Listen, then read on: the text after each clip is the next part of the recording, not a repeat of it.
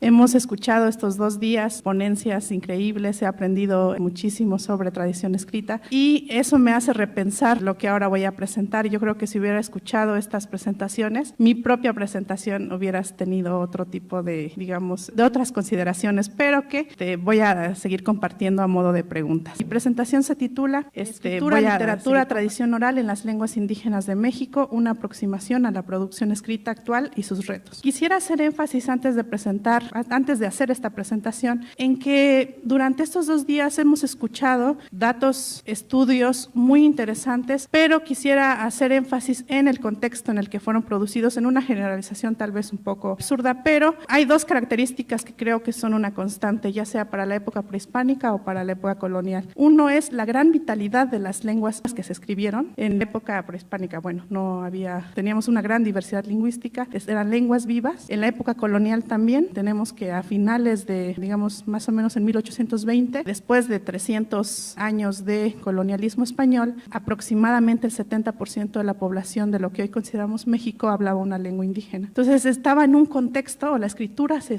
ejerció en un contexto de diversidad lingüística alta y además de control de la escritura por especialistas, como también sucedía en la tradición occidental, en los conventos o en donde se hacía eso. No era una escritura, podríamos decir, demiótica, ¿no? Ahora tenemos por primera vez un contexto del que voy a hablar, que es de la escritura en la actualidad, un poco lo contrario. Tenemos una alfabetización masiva, bastante reciente, si consideramos que a principios del siglo XX el 90% de la población mexicana era analfabeta, pero ahora tenemos, según los datos, ya no es de especialistas escribir, por así decirlo, ya es demiótica, es mucha gente se está alfabetizando como una postura política, pero al mismo tiempo las lenguas están en un proceso de extinción muy rápido. Entonces lo contrario, mientras que la escritura en la época prehispánica y en la época colonial tiene estos 2 contextos, los contextos han cambiado. Entonces es en ese contexto en el que estamos escribiendo ahora en lenguas indígenas. Entonces quería como poner eso un poco como en el fondo de la discusión. El plan de presentación en general se articula en 3 partes: un contexto de lenguas indígenas, el panorama de la producción escrita actual en lenguas indígenas y los principales retos. Tenemos brevemente un mundo actual en el que tenemos aproximadamente, esa es la distribución de las lenguas del mundo. Hay discusiones, que no voy a entrar ahorita, sobre el número de lenguas que hay, que va entre los 7,000 y los 10,000, de las 10,000 lenguas que existen en el mundo, y la mayor parte concentradas en ciertas regiones del mundo, como podemos ver ahí. Mesoamérica es una de esas regiones con mayor concentración de lenguas. Pero, aun cuando tenemos toda esta diversidad de lenguas actual, según el catálogo de lenguas amenazadas de la Universidad de Hawái, muere una lengua cada 3 meses en promedio. Y según UNESCO, en 100 años, más de la mitad de las lenguas del mundo habrá desaparecido. Es algo que está sucediendo y es algo inédito. Nunca en la historia de la humanidad hemos tenido un nivel de lingüicidio como el que está sucediendo actualmente. En el caso de México en específico, es un poco tal vez anacrónico hablar de México antes de la creación del Estado mexicano, pero lo que ahorita consideramos este territorio, teníamos más o menos eso que decía, 70% de hablantes de los habitantes hablaban una lengua indígena, y en la actualidad somos el 6.5%. Es decir, lo que la colonia no logró en 300 años, en 200 años el Estado mexicano ha contribuido activamente mediante políticas lingüísticas en la desaparición de estas lenguas. Este es el contexto en el que creo que no hay que obviar sobre por qué y cómo estamos ejerciendo o escribiendo en la actualidad en lenguas indígenas. Pero uno podría preguntarse, ¿por qué precisamente, si en un imperio como fue el Imperio Español no sucedió esto, y ustedes saben mucho mejor sobre lo que haya sucedido con las lenguas y la escritura en la época colonial, qué es lo que está pasando que a nivel mundial, justamente en este contexto, las lenguas están desapareciendo? Para mí o lo que quiero puntualizar, es que esto sucede después de la conformación de los estados-nación. Y eso me parece algo parece muy extralingüístico, pero por lo menos me parece a mí fundamental en por qué está sucediendo esto. Asumo que la ideología detrás de la creación de un mundo dividido en estados-nación, en países, como lo conocemos ahora, es bastante reciente, pero también tiene la ideología de que una nación, un estado-nación, debe corresponder a una sola lengua. De ahí la creación de lenguas oficiales, por ejemplo. Si tenemos más o menos en datos conservadores 7,000 lenguas en el mundo, entonces podemos asumir que más o menos según la ONU hay alrededor de 200 estados. Y si cada uno en general, como tendencia general, utiliza una lengua, valida una lengua, entonces tenemos alrededor de 6,800 lenguas que están encapsuladas dentro de estos estados. quiero enfatizar otra vez el papel del Estado en este contexto actual de las lenguas. En Francia, en la Francia continental, hubo un movimiento por el reconocimiento constitucional de las distintas lenguas de Francia, que según me dio los datos un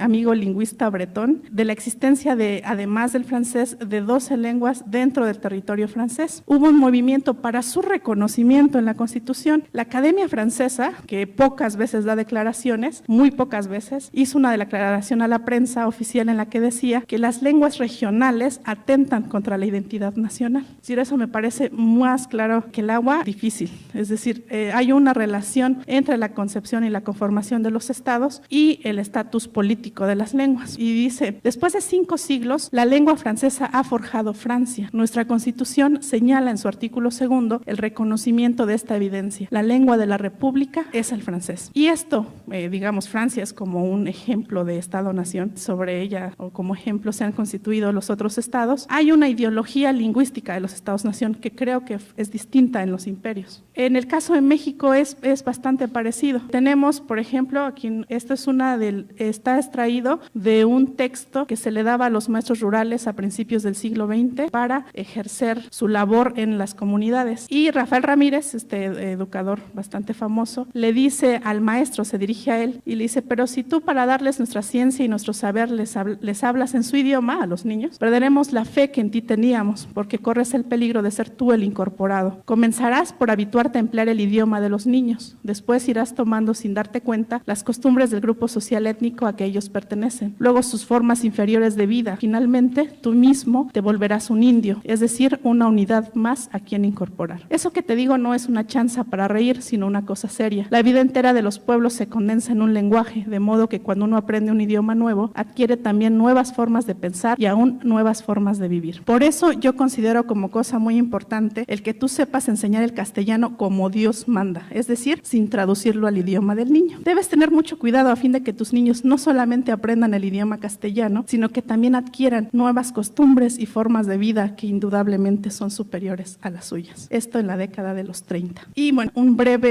una breve muestra de una de las políticas lingüísticas que el Estado mexicano sí ha implementado y que ha sido muy exitosa, que es la castellanización, que si tuviéramos el mismo ahínco para la revitalización lingüística, estaríamos hablando de otro contexto seguramente. Y es algo que sucede hasta la actualidad, aun cuando después de los acuerdos de San Andrés hay un gran cambio en las políticas lingüísticas del Estado y surgen nuevos programas de los que hablaré más adelante, sigue habiendo esta relación, esta lucha por hacer de esta relación de Estado-nación igual a una sola lengua. Tenemos aquí al presidente de la Academia Mexicana de la Lengua, que es como la Real Academia de la Lengua en México, que tiene un activismo muy fuerte a favor de hacer del español la lengua oficial de México. El español, bueno, de facto sabemos que el castellano es la lengua oficial de México, pero cuando hablamos de lengua oficial hablamos de un estatus legal, es decir, que haya un documento legal que especifique la oficialidad de una lengua. En México no hay una lengua oficial, tampoco en Estados Unidos, pero hay movimientos en ambos países para oficializar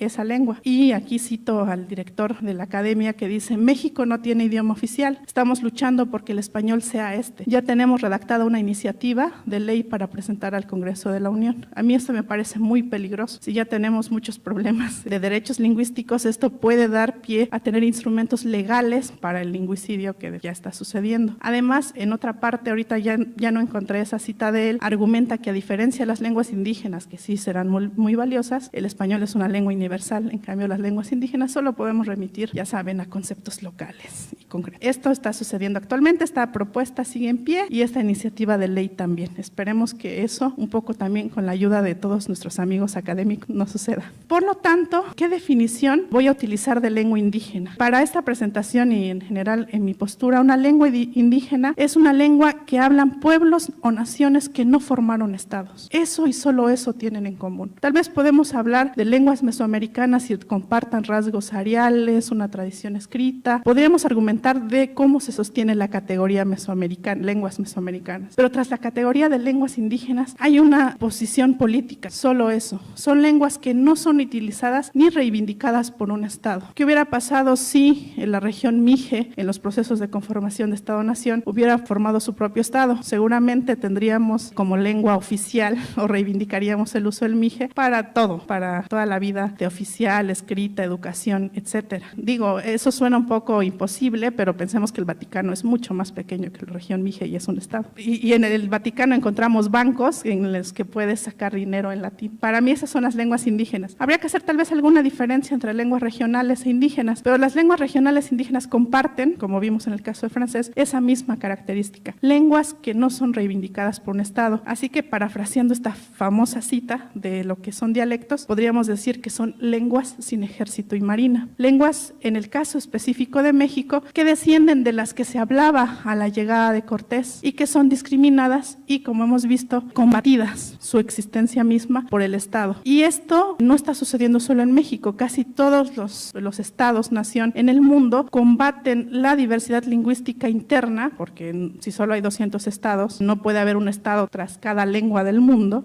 No me parece nada trivial que justo sea en este momento histórico en el que tengamos el nivel de lingüicidio que está sucediendo actualmente. También en este caso quería discutir un poco sobre si podemos hablar de escritura indígena antes de la conformación del Estado. Yo creo que no, podríamos hablar tal vez de escritura mesoamericana, de escritura zapoteca, de todas estas tradiciones, pero tal vez la categoría indígena se opone políticamente a la categoría que plantea el Estado que debe ser México, que es mestizo, ¿no? Que creo que más que una categoría racial es una categoría política opuesta a lo indígena. En ese sentido, tal vez sea un anacronismo, yo propondría que un anacronismo hablar de esto antes. Es en este contexto, quisiera volver a repetir, en un contexto de alta desaparición de estas lenguas, inédito, cuando hablamos de escritura en época colonial o en época prehispánica, las lenguas no están en ese contexto, no están en estados-nación, no están siendo desaparecidas, entonces la escritura está siendo ejercida en otro contexto lingüístico y ahorita el contexto es totalmente distinto después de 200 años de creación del Estado. Antes de ya entrar sobre el panorama, quiero curarme en salud, como se dice normalmente, y decir que en la única generalización que yo podría hacer sobre el desarrollo de la escritura o la producción escrita actual en las lenguas indígenas es su estatus político, es la respuesta y el tratamiento que está dando el Estado. Pero de ahí todo es diversidad. Evidentemente, la manera en la que están ejerciendo, produciendo escritura los mayas actualmente o los zapotecos del Istmo dista mucho de ser la misma que la de los totonacos o que de los tepehuas o el rarámuri o casos de las lenguas yumanas que están más bien luchando por sobrevivir oralmente. Pero podemos hacer ciertas generalizaciones. Seguramente a muchas de las generalizaciones que voy a plantear, y eso corre el riesgo uno cuando hace un panorama, muchas de esas generalizaciones tendrán sus excepciones y trataré de puntualizar cuáles son. Otra pregunta que me inquieta después de estos 2 días, que no está incluida en mi presentación, pero quiero poner en la discusión, es: ¿podemos decir que la producción escrita actual en lenguas indígenas abreva de la tradición colonial o de la tradición prehispánica? Bueno, de la tradición prehispánica difícilmente, pero podríamos decir que en el caso de la tradición colonial, al utilizar el mismo conjunto de grafías llamadas abecedario latino, podríamos decir que hay ciertas similitudes. Sin embargo, creo que en general no hay una conciencia de eso. A mí me impresiona siempre que he trabajado con personas en procesos o grupos de trabajo en diferentes lenguas, es que hay un olvido y normalmente se habla de es que el mije o es que el zapoteco, en zapoteco del Istmo y el maya, como diría aquí mi amiga Tajeo, siempre se cuestan aparte, pero no hay una conciencia de la existencia de esa tradición. Entonces siempre decimos, no, es que el mije apenas está empezando a escribir. El español ya lleva mucho tiempo, pero el mije apenas lo estamos empezando a escribir. Entonces no es que estemos asumiendo que nuestras tradiciones escritas fueron truncadas con el establecimiento del Estado-Nación y que estamos abrevando y retomando esas tradiciones y no hay un olvido de esa tradición. Entonces una gran parte del trabajo que realizamos nosotros es rescatar eso y decir, enseñar, en el caso mije, los documentos coloniales, ¿no? Y hay un impacto ideológico en eso, saber que tu lengua ha sido escrita desde antes. El impacto ideológico que tienen las prácticas de ahora es bastante fuerte, deseable, y creo que el trabajo que ustedes hacen puede tener un impacto ideológico importantísimo en las prácticas de escritura de hoy. Y en ese sentido agradezco sus investigaciones que nos pueden ayudar a cuestionar el propio quehacer en la actualidad. Bueno, hay prejuicios sobre la tradición escrita en lenguas indígenas. indígenas, teniendo lenguas indígenas del modo que ya definí anteriormente. Está todavía muy presente la falacia clásica en la que tenemos esta afirmación de que las lenguas con tradición escrita son mejores que las lenguas con tradición oral. Eso sigue permaneciendo ahí y a veces incluso la búsqueda o el hecho de utilizar analfabeta, por ejemplo, como un insulto, está permeado socialmente todo el tiempo y quiero poner a discusión eso también. Otro, que las lenguas indígenas se están comenzando a escribir, es decir, yo prefiero siempre decir, no, el mije se escribió, tiene una gran tradición escrita desde lo mijezoque, pero fue truncada, entonces hablamos de tradiciones escritas truncadas. Aquí quiero retomar la gran presentación de Vaz, del doctor Sebastián van Doesburg, en el que nos enseña los números, en cuanto empieza el establecimiento del Estado-Nación, cómo caen los números en la producción escrita, es bastante evidente. Otra, el abecedario es el medio adecuado para la escritura moderna de las lenguas indígenas, es algo incuestionable, a diferencia del caso Cherokee, por ejemplo, en Estados Unidos, en que se ha desarrollado un silabario. Aquí hay una asunción, no hay grupos que yo conozca al menos de trabajo con la escritura en lenguas indígenas que estén planteándose de, no, pues vamos a retomar el silabario epiolmeca para escribir mije actual. Ni siquiera se pone en discusión, se asume, está ahí. Y la otra, la variación de las lenguas orales son un obstáculo para el desarrollo de la escritura, que esta variación ha existido siempre y como hemos visto en la época colonial y prehispánica nunca han sido un impedimento, pero está ahí y está operando desde políticas públicas porque hay un énfasis en la normalización para la escritura que creo que estorba al propio proceso. Pero bueno, ahorita lo vamos a discutir más adelante. Voy a empezar con el primer prejuicio, tradición escrita y tradición oral. Si pensamos en la escritura, y aquí voy a pedirles unas disculpas anticipadas, no soy muy experta en teoría de la escritura, pero si asumimos, voy a dar esta definición de la que parto, por lo menos para la actualidad, en que es una tecnología, un medio de transmisión de información con un soporte visual o físico, quiero incluir ahí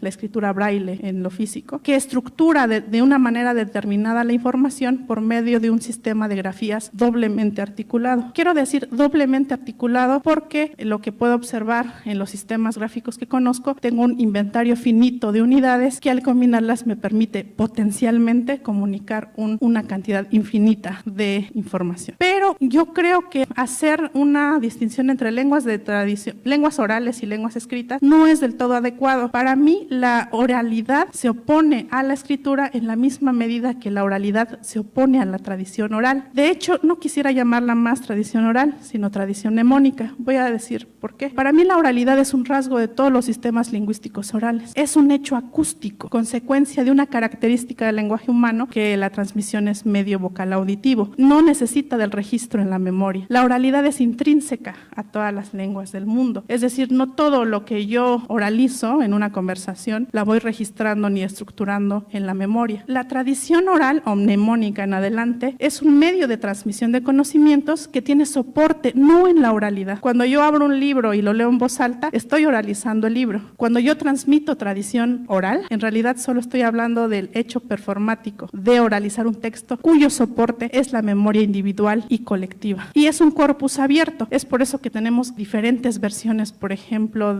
voy a decir, una narración tradicional mije, que es la historia de Condoy. Entonces, Condoy puede en un momento va haciendo diferentes cosas, pero hay un momento en que compra algo muy valioso. En una versión compra oro y se lo lleva a sus padres. Condoy es un héroe mítico. Compra y lleva oro a sus padres. En otra versión, bastante actualizada, Condoy va y se compra un bochito. Pero la estructura de se compra algo valioso es algo que es igual en todas las versiones. Lo mismo pasa con la tradición mnemónica del español. No sé si ustedes conocen el corrido de la Martina, es sobre feminicidio, de hecho. Pero bueno, habla de Martina, dice, se casó con Martina cuando tenía 15 años y a los 16 cumplidos una traición le jugó. Entonces llega el marido, la encuentra de todos colores y le empieza a cuestionar y le dice, ¿de quién es esa pistola? ¿De quién es ese reloj? ¿De quién es ese caballo que en mi corral relinchó? Tenemos exactamente ese mismo texto registrado en la época medieval, pero en lugar de es la pistola, es la espada, y en lugar del reloj es el jubón, van cambiando los elementos, pero la estructura es la misma, ¿no? Me caso con alguien, me traiciona, le pregunto, la llevo a sus padres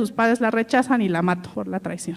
esa estructuración es lo mismo que hace la escritura, son textos para mí que residen en la memoria. Entonces, más o menos tenemos que si una de las funciones principales es la transmisión de conocimientos en la tradición escrita, lo mismo sucede en la tradición mnemónica. La oralidad se opone a la tradición escrita y la oralidad se opone a la tradición mnemónica. Tenemos que la oralidad se opone a ambas tradiciones y que ambas son muy especiales y tienen ventajas asociadas, y que lo ideal sería que todas las lenguas pudieran contar con ambos mecanismos de transmisión de conocimientos. Lamentamos y decimos, esta lengua no se escribe, hay que escribirla, pero veo a poca gente lamentándose de la gran pérdida de los espacios de transmisión de la tradición mnemónica en español, por ejemplo. Por lo tanto, todas las lenguas cuentan o pueden contar con tradición mnemónica, de eso debería ser incorporado a los mecanismos de transmisión de conocimiento. Todas pueden contar con tradición escrita y pueden hacer uso de ambas tradiciones para transmitir conocimientos, incluyendo los de la función poética o literatura, más adelante quisiera ver. Ya con esto como una base, quiero hablar de estas características principales actuales que veo en la producción escrita en México. ¿Por qué es importante la escritura actual en lenguas indígenas? Es decir,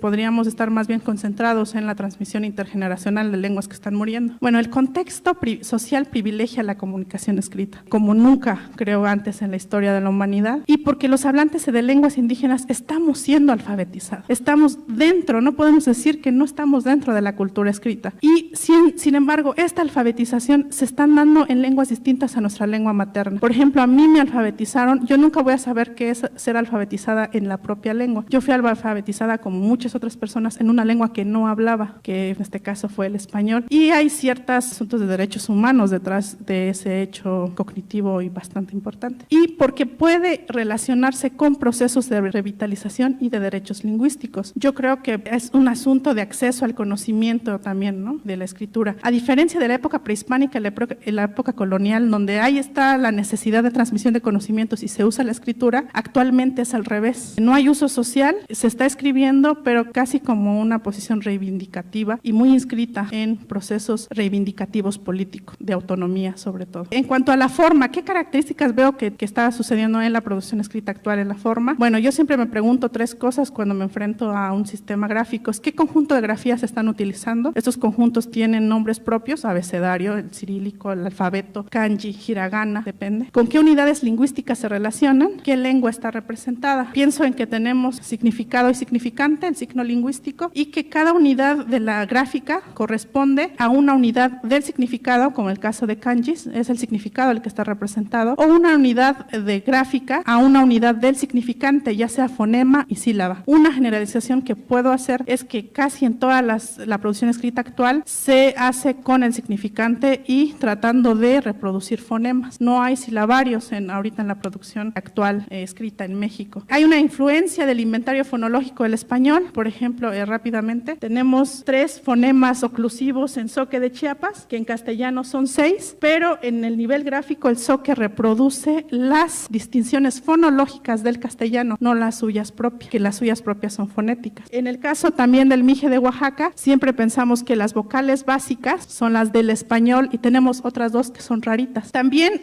hay toda una discusión sobre la representación de rasgos suprasegmentales, sobre todo en el caso de lenguas otomangues, cómo marcar los tonos. Y en lenguas tan complejas se ve, por ejemplo, aquí en el chatino, que hay una decisión de marcarlas, por lo menos en un grupo de trabajo, con abecedario que va después. Esta C habla de la configuración tonal de esta sílaba, esta J de esta de esta. Y la mayor parte de la producción escrita en lenguas indígenas es bilingüe, cosa que no se ve en el español. Un libro en español no sale bilingüe, pero casualmente casi una gran parte de la producción escrita en lenguas indígenas sale bilingüe. Ahora, en cuanto al uso social, voy a dividirlo en los actores, quiénes están actuando y cómo están actuando. Tenemos al Estado con sus diferentes instituciones, las comunidades de hablantes, que son grupos de trabajo que vienen de procesos más complejos, como por ejemplo la Academia de la Lengua Maya, la Academia de la Lengua Mixteca, la CEBILEM y otros actores. El Estado privilegia la producción de escritura, pero no la refuncionalización de la escritura. Ahorita ya no me da tiempo, quisiera hablar un poco de dónde viene esta tradición, del ILB sobre todo, pero actualmente, por un lado, el Estado privilegia que escribas en ciertos nichos. Tenemos, por ejemplo, aquí el premio de Nezahualcóyotl, hay bastantes importantes premios literarios para lenguas indígenas, premios de literaturas indígenas de América, que se da en la FIL de Guadalajara, el recién creado premio Sensontle, pero lo que está pasando está ahorita voy a ver. Esto por un lado hay libros de texto, se está produciendo sobre todo en educación, pero también en cuanto a literatura. Pero si te sales de esos campos, el Estado castiga la producción escrita en lenguas indígenas. También brevemente voy a hablar de este caso que nos es muy cercano para el Colmix. CONACYT abrió una convocatoria para hacer cuadernos de experimentos en Mije. Cuadernos de experimento en general para primaria. Nos dimos cuenta muy felizmente que a diferencia de muchas convocatorias no especificaba la lengua. Decía ser mexicano con ciertas características, pero no decía en qué lengua se podía hacer un documento original como es este cuaderno de experimentos para niños de primaria. Era un concurso. Colmix, varios compañeros hicieron que está aquí, este manual que pueden ver, este cuaderno de ejercicios en Mije, se mandó al CONACYT y el proceso, no voy a describirlo todo, fue muy extraño el proceso de evaluación. Nos dieron una categoría que normalmente no dan, que es mención honorífica, se publicó, pero en la siguiente convocatoria el CONACYT cerró y puso el candado solo en castellano. Nosotros hicimos una carta, les escribimos, les dijimos qué está pasando y el CONACYT dijo, no, yo no puedo, no podría evaluar, no tengo la manera, aun cuando está el INALI hay 10,000 maneras, digo, si se puede dar un Nobel que está en no sé cuántas lenguas y dudo que la academia lea todo en original, pero aquí no se podía, eso es imposible. Entonces está cerrando y castigando esa parte cuando no es los espacios que el Estado pone para esto. Otro caso muy interesante que gracias a una asociación llamada CEPIADET me enteré, es el caso de un abogado ñañú, de un abogado otomí. Bueno, él defendió el hecho de que una niña pudiera tener el nombre en otomí en su acta, después lo detiene la policía, él contesta en ñañú, lo detienen arbitrariamente, etcétera, después pone una queja ante derechos humanos en ñañú, derechos humanos se tarda mucho, le contesta, pero nada que ver con lo que él se estaba quejando, y entonces él se pone un amparo otra vez en ñañú, entonces está utilizando la lengua escrita en ñañú para, digamos, interactuar con el Estado, y a pesar de que está la Ley General de Derechos Lingüísticos, le dicen que no, esto llega hasta la Suprema Corte de Justicia de la Nación, y en la primera vez le dicen que no, porque él es bilingüe, y ya se vio que él puede escribir en español, entonces ¿por qué está utilizando su lengua? Después hay un gran movimiento, CEPIADET mete un recurso que se llama amicus curiae, que es como darle más elementos a la Corte para juzgar, y por fin queda sentado y como jurisprudencia que aunque sepamos hablar español podemos enfrentar juicios, algo que en la colonia parece bastante normal, en nuestras lenguas y meter recursos. Pero aquí ya no está como con los premios, donde todo es felicidad, alegría y demás, sino hay muchos usos castigados. Lo que yo veo en el Estado es que está creando nichos para poder hacer frente a las demandas políticas de los pueblos indígenas. Tenemos todo este universo, puse solo algunas, de creación de textual que tiene el Estado. Para ir a Hacienda necesitas escritura, ¿no? Tu RFC es escritura, tu CURP es escritura. O sea, hay muchos usos no literarios de la lengua escrita. Lo que hace el Estado es te crea un nicho, en literatura está muy bien, pero además no es que los premios nacionales de literatura se abran a una diversidad lingüística. Las antologías de literatura mexicana no son, como es el país, multilingües, son monolingües en español. Entonces, ¿qué es lo que tiene en común la poética de Rarámuri y del Mije como para ponerlas en un premio junto? ¿Quién sabe? Pero se crean nichos aparte. Antes de que el premio Aguascalientes de poesía, uno de los más prestigiados del país, sea multilingüe, mejor creo premios especializados, donde caben todos estos, que ni siquiera podemos hablar ya de Mesoamérica, ¿no? Donde puede un guarijío meter a concurso una novela y un Mije también en oposición al español, aunque sabemos desde la poética que eso no tiene ningún sentido, porque no podemos hablar de progreso en cuanto a la producción literaria o poética de ninguna cultura. También hay un gran énfasis en el Estado y que creo que desmoviliza los movimientos de escritura, disculpen que aquí sea poco objetiva. Esta idea que ya hemos visto en la colonia de que no es necesaria la normalización para el desarrollo de una cultura escrita, es más, la estorba. Pero ahorita desde el INALI, que es la institución encargada de esto, se está haciendo de verdad grandes esfuerzos para normalizarla. Yo leí los primeros documentos sobre este proyecto y nunca se especifica qué es lo que necesita normalizar. Normalizar el abecedario, normalizar la ortografía, normalizar la lengua. No es claro, pero bueno, como producto de esto, y aquí hay compañeros mayas que dirán más al respecto, se entregaron las normas de escritura de 8 lenguas indígenas. Esto ha provocado muchos problemas y además creo que tiene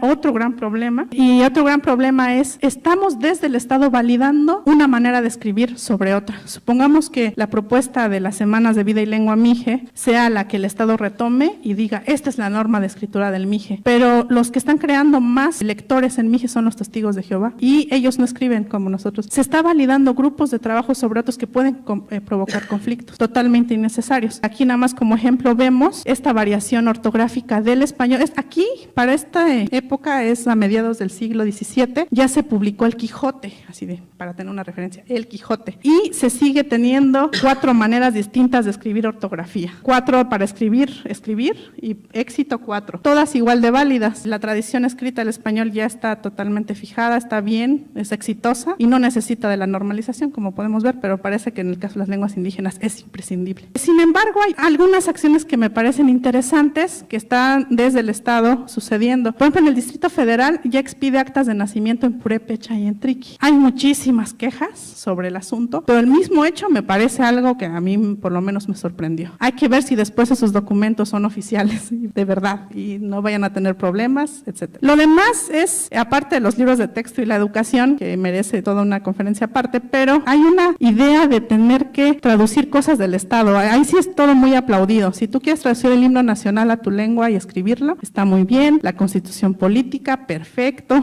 Todo lo que te haga, claro, mejor ciudadano, ¿verdad? En el caso de la comunidad de hablantes, veo en general también creación de grupos de trabajo. Hay academias de la lengua, está, por ejemplo, las semanas de vida y lengua mije, de donde viene una tradición ahorita de la producción escrita, a la que me adhiero, pero no creo que sea intrínsecamente mejor. Y grupos de maestros bilingües, entre otros. Hay creación de especialistas. Sabemos siempre que el control de la norma da prestigio, ¿no? Tener buena ortografía da prestigio. Entonces están creando especialistas que luego los efectos no son tan buenos porque se empieza a hablar de él sí escribe bien, esto no, y hay descalificaciones. A mí me duele a veces cuando grupos de trabajo se pelean por una grafía a muerte, cuando los pueblos indígenas estamos estar unidos ante mineras, ante muchas otras amenazas, pero es tan fuerte esta idea de que tiene que ser alfabético y que tiene que representar no sé qué, que hay discusiones en que dicen, no, es que si usas la W eres más, si usas la W eres pro gringo y si usas la U eres, bueno, mucha ideología detrás de... Procesos muy centrados en la escritura y no en la creación de espacios de usos ni en la lectura. La lectura me parece otro tipo de fenómeno. Y bueno, hay otros contextos de creación de espacios de usos. ¿Cuáles son los retos principales en cuanto a la comunidad de hablantes? Creo que hay énfasis en el desarrollo de abecedarios, más que en el desarrollo de un sistema ortográfico y mucho menos de una cultura escrita. Énfasis en el registro escrito de la tradición mnemónica. Ya aprendí a escribir, ahora voy a hacer una compilación de cuentos y leyendas mijes. Mientras los espacios de transmisión de esa tradición están muriendo. Énfasis en la codificación gráfica de unidades fonémicas, no en la comprensión lectora. Aquí podemos ver que en la lectura funciona de otra manera y estoy muy de acuerdo en este asunto que plantea Sebastián Mandúsper de que en realidad cuando uno está altamente alfabetizado o realmente alfabetizado, uno lee las palabras como kanjis, es decir, van entrando toda la palabra y aquí vemos esto, el hecho de que tengamos tan fijadas las formas gráficas por palabras hace que no importa que el orden sea distinto, pero que podamos leer y no hay metodología que esté siendo desarrollada. Entonces podemos encontrar gente que sabe escribir en mije, que escribe el nombre de su lengua de 4 maneras distintas en un mismo texto. Me incluyo, mea culpa, he hecho eso. En un mismo texto escribir un verbo que es el mismo, con aspiración, con diéresis, sin diéresis. Hay un énfasis en la producción literaria. Yo no tengo ningún problema, me encanta que Marisol Semoj haya hecho una novela policíaca en maya, está genial, pero no pasa que el libana, que es un género del zapoteco, esté en español, ¿no? Que haya un intercambio. Y se están utilizando géneros literarios de la tradición literaria de Occidente en lenguas indígenas, que me parece bastante loable, pero no es equilibrado. Esta producción literaria casi siempre es bilingüe y la mayor parte de sus lectores están en español. Hay un énfasis en la producción de material bilingüe, la enseñanza escolarizada es deficiente de la alfabetización. Conozco apenas 2 casos que podrían ser de niños que han sido alfabetizados en su lengua materna cuando se trata de lengua indígena. La mayor parte de los que estamos alfabetizados y hablamos una lengua indígena fuimos alfabetizados en una lengua que no es la nuestra y nunca nos enseñaron español como segunda lengua, etc. No se desarrollan métodos distintos para alfabetizar y para enseñar a escribir. No es lo mismo alfabetizar la primera vez a un niño que entra al mundo gráfico. Yo ya aprendí a escribir en mije, pero no fui alfabetizada en mije. Sin embargo, hay cosas muy alentadoras. Se están creando nuevos espacios de uso fuera del margen del control del Estado en soportes digitales. Aquí tenemos Wikipedia, que empezó en 2003, Wikipedia en náhuatl, que tiene más de 11,000 artículos actualmente. Y como hay diferencias en la forma de escribir, hay a veces 2 pestañitas, entonces tú puedes verlo en una tradición, en un sistema ortográfico gráfico y en otro para que no se peleen. Tenemos soportes digitales, cómics, activismo oficial, nomenclatura oficial, uso en redes. Tenemos aquí el Hombre Araña en zapoteco. Abajo es un cartel en el Hospital de Especialidades de Oaxaca, etcétera. También tenemos otros actores que no son, que vienen y que hay también mucha discusión al respecto. Aquí tenemos un comercial que